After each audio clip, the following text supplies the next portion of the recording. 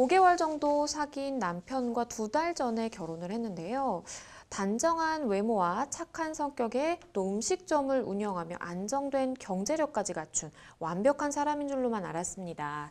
저는 혼전 성관계는 안 된다며 결혼 전까지는 저를 지켜주겠다는 이야기를 해서 굳은 믿음을 줬는데요. 그런데 신혼여행을 떠난 날 밤, 남편이 전자발찌를 차고 있다는 사실을 알게 됐습니다. 제가 범죄자였냐며 다그치면서 소리를 질렀더니 무릎을 꿇으며 실수였다고 말을 했는데요. 현재 별거 중인데 아무리 생각해도 이해할 수가 없습니다. 상담 부탁드립니다. 신혼여행을 떠나서 첫날 밤에 남편이 전자발찌를 차고 있는 것을 발견했다.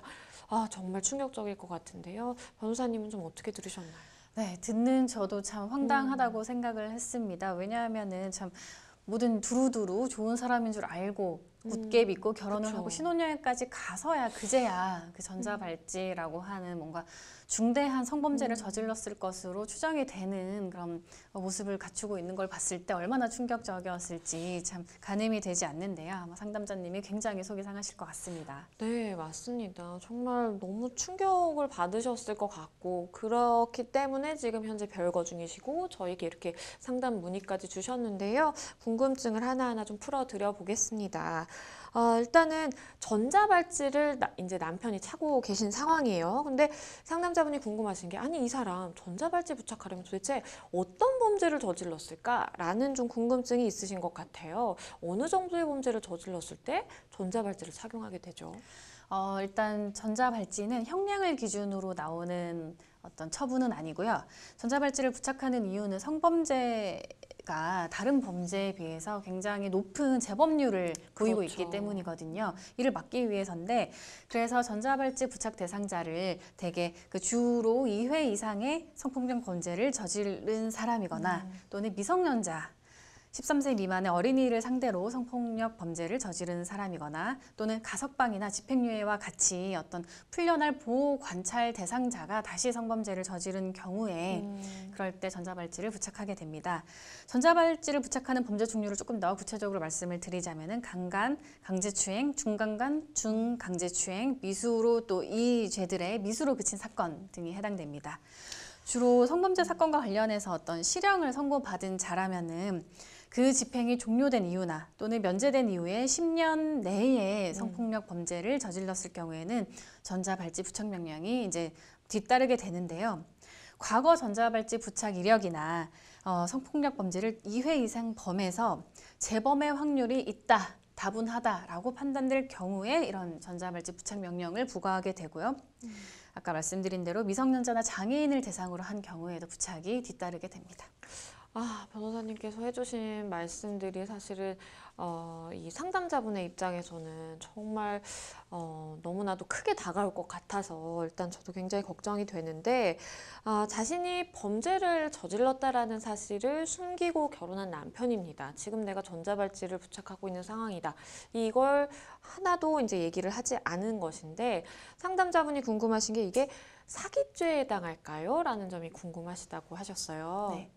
통상 이제 많은 일반인 분들은 누군가가 어떤 사람을 속였을 때 그건 사기죄다라고 보통 그쵸. 말씀을 많이 하시지만 사실 이 사기죄는 재산 범죄이거든요. 그렇습니다. 남을 속인 것을 통해서 그로 인해서 어떤 재산상 손실이 발생했을 경우에 우리 형법상 사기죄라고 하는 것이고, 지금 같은 경우는 사기 결혼이다라고 하면은 맞는 말이지만 네. 사기죄로 처벌될 수 있기 위해서는 뭔가 이 결혼을 한 신부에 해당되시는 분이 경제적인 손실을 그렇죠. 입고 그것이 또 그 상대방의 경제적인 이익을 얻었을 때, 그것이 직접적인 인과관계가 있을 때 사기죄로 처벌될 수 있고, 지금 설명하신 사연 정도로는 사기죄는 아니고 사기 결혼으로서 어떤 재반 어떤 조치를 취할 수 있지 않겠나라고 생각해 볼 수 있습니다. 네, 맞습니다. 저희 상담에서 종종 등장하시는 이제 그 상담자분들이 뭔가 내가 누군가가 날 속였다 그러면 이건 사기죄로 형사고소해야 되겠다라고 생각하시는 분들이 많은데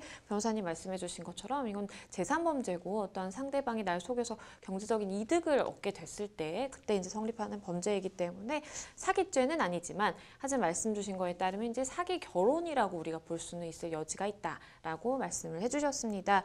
일단은 결혼 바로 전에 혼인 신고를 이미 하신 상황이라고 합니다. 그런데 이제 상담자분 입장에서는 이 결혼 아니 무효야. 나는 남편이 이렇게 범죄 저지른 거 몰랐으니까 이 결혼 무효야 라고 하고 싶으신 것 같아요. 이 혼인 무효가 가능한 상황일까요?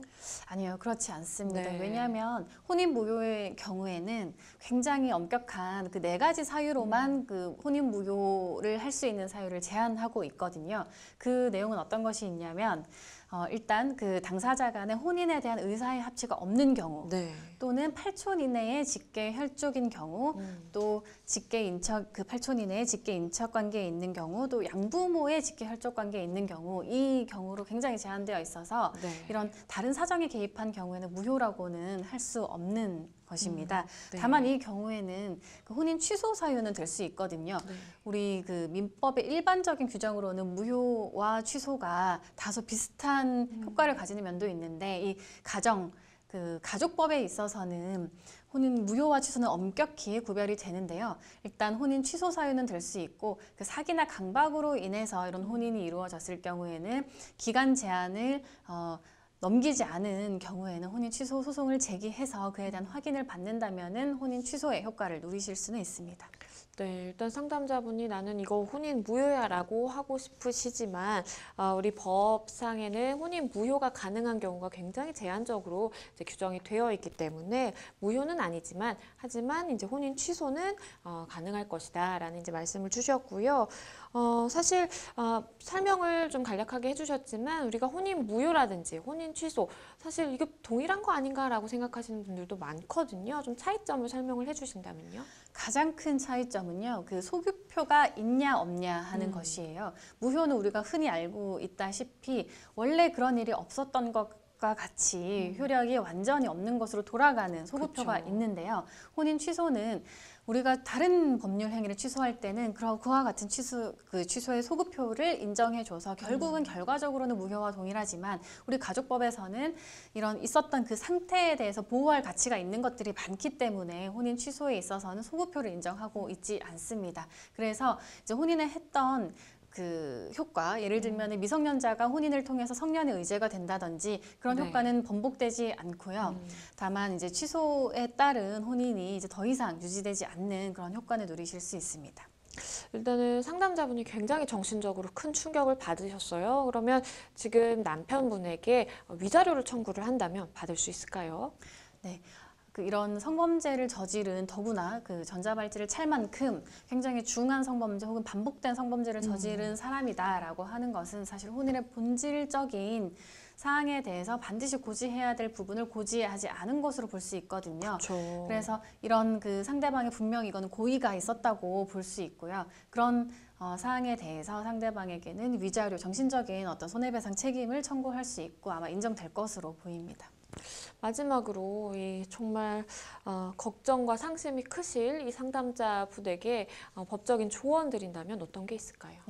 지금 이제 상담을 통해서 걱정이 되는 부분은 이 상담자님께서 신혼여행을 가자마자 알게 되셨다고 했거든요. 그러면은 그 혼인한 시점과 얼마 차이가 없을 텐데 이 사기와 강박을 통해서 혼인을 취소할 수 있는 것은 기간이 굉장히 협소하게 규정이 돼 있어요. 3개월 안에 안날로부터 3개월 안에 이제 제기를 하셔야 되거든요. 그래서 신혼여행을 이제 가서 알게 된 그 시점부터 3개월 이내에 본인이 이제 혼인 취소 소송의 요건을 갖추어서 소송을 반드시 제기하실 것이 지금 필요한 상황이라고 하겠습니다.